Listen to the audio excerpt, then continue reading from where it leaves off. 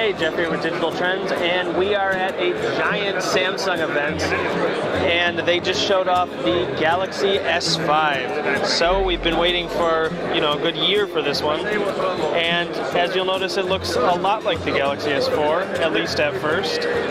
Big difference here would be it has colored backs, and it's kind of a rubberized back with I believe they call it a perforated design, but it's not actually perforated, more of a pitted design there, because it actually has an IP67 rating, so if you close this port up here, it is waterproof and dustproof.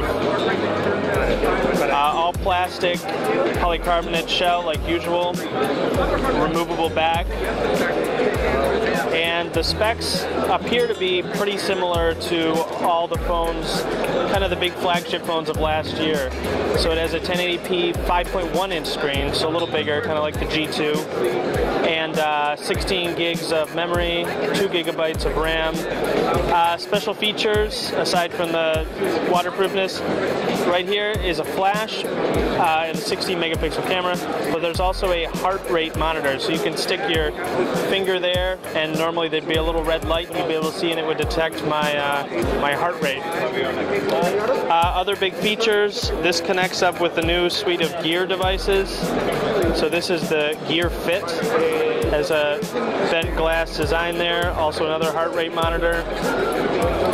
And there's also a Galaxy Gear 2, which does not look as sleek as this, but it is nice. One other feature, which we can't really test thoroughly here today, but like the iPhone 5S, there is a fingerprint sensor in the home button here, and it doesn't work like the iPhone where you hold your finger. You actually have to swipe it. And this is the toolbox, which floats around the screen like a Facebook chat head, giving you a few different apps. Here's a redesigned settings menu with a power saving mode. You can actually go into this mode and it'll turn the whole screen black and white, and it'll make your battery last for up to a day when you're running out of juice.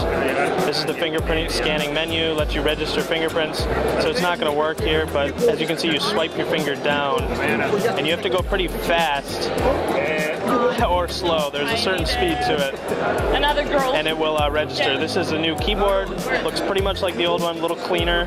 A lot of the Samsung design on here is just a little cleaner than last year. So as you can see, most of the features from the old Galaxy S phones are still here. Even Smart Pause, where it'll stare at your eyes and do things. So there's a ton of features, but that's kind of a quick look at the new Galaxy S5.